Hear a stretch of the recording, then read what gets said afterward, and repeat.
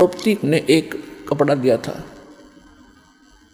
और परमात्मा ने आशीर्वाद दे दिया था, बेटी आज तने मेरा पर्दा बचाया है, मेरी इज्जत रखी है। क्योंकि वो साधु था, जल में खड़ा था, नहा रहा था, अंधा था और कपड़ा कोई था नहीं तन पर, ओनली एक लंगोट रखता था पर्दे पर, एक लंगोट, कोई कपड़ा नहीं था। गर्मी के मौसम थे, गंगा में नाव था। स्नान करते समय उसकी वो लंगोटी भी हाथ से टूट गई, वो छूट गई। वो निवस्त्र नंगा खड़ा था दरिया में और उससे थोड़ी सी दूरी पर जिधर से जल आ रहा था, ऊपर की साइड में एक जनाना घाट बना हुआ था बहनों के नहाने का। और राजा द्रुपद ने वो जनाना घाट दरिया पर, गंगा पर बनवा रखा था। अपनी नगरी से थोड़ी सी दूरी पर वह बह रही थी गंगा। वहाँ पर द्रौपदी, उस राजा द्रुपद की लड़की, रोज स्नान करने जाती थी अपनी सैकड़ों सहेलियों के साथ। जब, और वो पुण्यात्मा थी, जब उसने देखा साधु संत महात्मा स्नान कर रहा है तो उसने सोचा कि महात्मा से बात करेंगे सुबह सुबह, बड़े सौभाग्य हमारा, संत के दर्शन हुए। कहते हैं साधु दर्शन राम का, मुख पर बसे सुहाग, और दर्श उन्हीं को होत है जिनके पूर्ण भाग। साधु दर्शन राम का, साहिब आवे याद, और लेखे में वही समय बाकी का समय बर्बाद। फिर उसने सोचा कि संत नहा रहे हैं, मैं भी नहा लेती हूँ, फिर स्वच्छ होकर बात करेंगे। वो स्नान करके आधा घंटा में बाहर आई घाट से। क्या देखा कि महात्मा तो फिर भी जल में ही खड़े हैं। वो बाहर इसलिए नहीं आए कि मैं अंधा हूँ और निवस्त्र हो गया, नंगा। और लड़कियाँ की आवाज़ सुनने लगी तो पहले इतने पानी में था और गहरे में चला गया इतने में कि कहीं बहन बेटियों के सामने मैं निवस्त्र नजर ना आऊँ, शर्म का मारे। अब वो कुछ नहा नहीं रहा था, वो ऐसे हाथ मार रहा था। वो सोच रहा था कोई कपड़ा बहता हुआ आ जाए, मैं लपेट कर बाहर निकलूं। द्रौपदी ने देखा आधा घंटा हो गया, संत नहा नहीं रहा, कुछ खोज रहा है। फिर उसने देखा अपने ध्यान से कि महात्मा तो नी वस्त्र है, और ये वस्त्र बिना आवेगा नहीं, बाहर कोई वस्तु पटड़ी पर है नहीं, ये सारा दिन खड़ा रहेगा, रात को निकलेगा, गल जाएगा भूखा पैसा। तो लड़की ने आओ देखा ना ताओ अपनी साड़ी पाड़ी।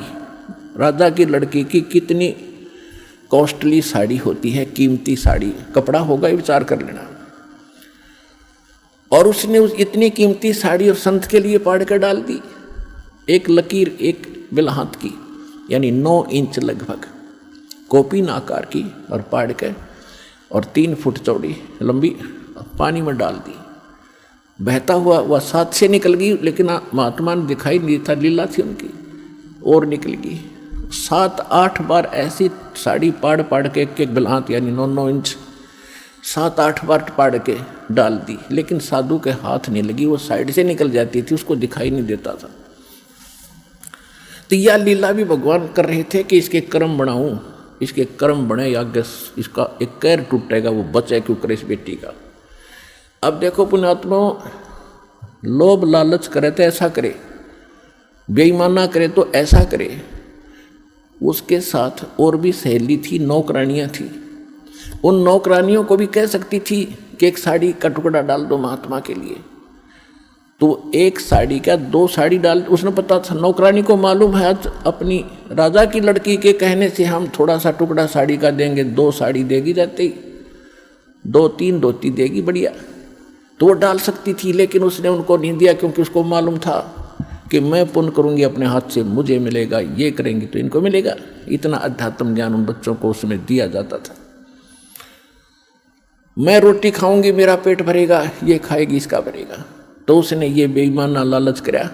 तो लोभ करे तो ऐसे करे, दान धर्म करने का स्वयं करे, अपने डट के करे, और सेवा करने का। तो इसी प्रकार जब उसने 7-8 को पीन के ऐसे डाल दी, नहीं हाथ लगी, फिर उन्हें सोचा निकट न्यों नहीं जावे थी कि कहीं महात्मा को आभास ना हो जाए कि लड़की है, ये जो कपड़ा डाल रही है निकट आएगी, तो कहीं ये आगे को ना सरक जा दरिया की तरफ और बह जावे, मर जावे, यो तेज धार में बह के।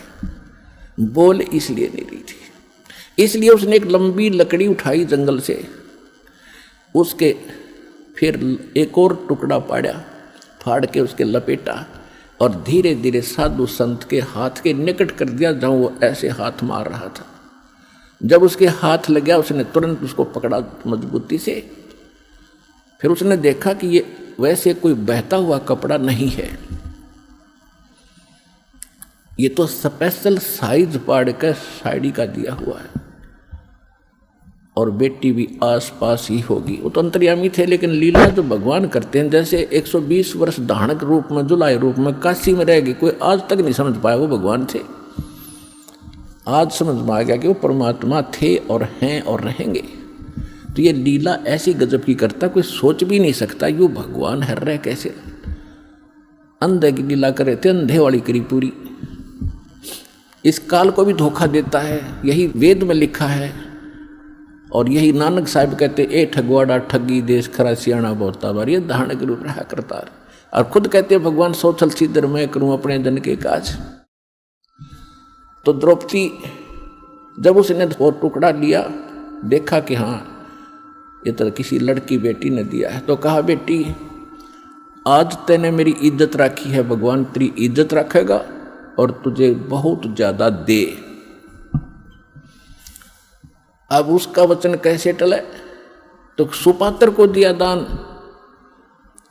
इस संसार में आने वाले कैर से भी कुछ ऐसे कर्म हैं जो दान से ही कटते हैं, कुछ ऐसे कर्म हैं जो सेवा से ही कटते हैं, कुछ ऐसे पाप कर्म हैं जो आपके आरती सिमरन सत्संग सुनने से कटेंगे, कुछ ऐसे कर्म हैं जो दान धर्म करने से और हवन यज्ञ करने से कटेंगे, कुछ ऐसे कर्म हैं जो दंडोत प्रणाम से ही आपके नाश होंगे, कुछ ऐसे पाप कर्म हैं जो सिमरन से ही कटेंगे।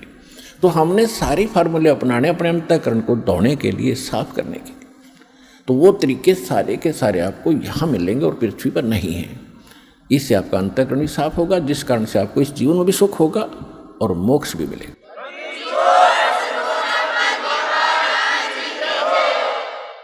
अब द्रौपदी का विवाह हो गया अर्जुन से, और पांडव हार गए जुए में, और द्रौपदी को नंगा करने का प्रकरण आपने खूब सुना। दुशासन को आदेश दे दिया दुर्योधन ने कि इसको नंगा कर दे बड़ी सभा में,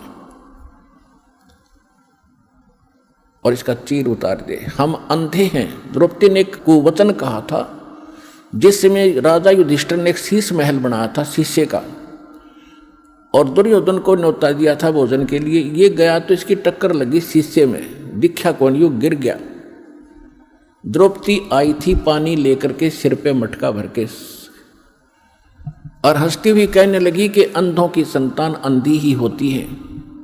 उसने एज ए भाभी अपने देवर को एक मजाक कर दिया, और कहते हैं दुर्योधन दुष्ट आत्मा था, उसका इतना दुख मान गया कि इसको सबक सिखाऊंगा कि इसने कैसे कह दिया मेरे साथ ऐसा मजाक, अभद्र मजाक किया है।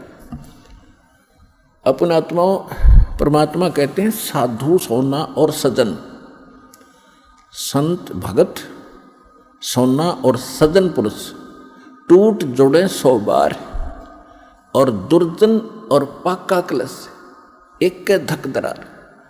जैसे मटका होता है पका हुआ, उसको थोड़ा सा झटका लग गया, उसमें दरार आ जाएगी, क्रैक हो गया, वो दोबारा नहीं मिल सकता, 100 प्रयत्न कर लो, अलग ही पहचान रहेगी। इसी प्रकार दुष्ट व्यक्ति एक बार थोड़ा सा भी कोई बात होगी, वो कभी वैसा नहीं हो सकता, वो अपना कुबद मन में जरूर रखेगा, बकवाद करे बिना रह नहीं उसमें इतना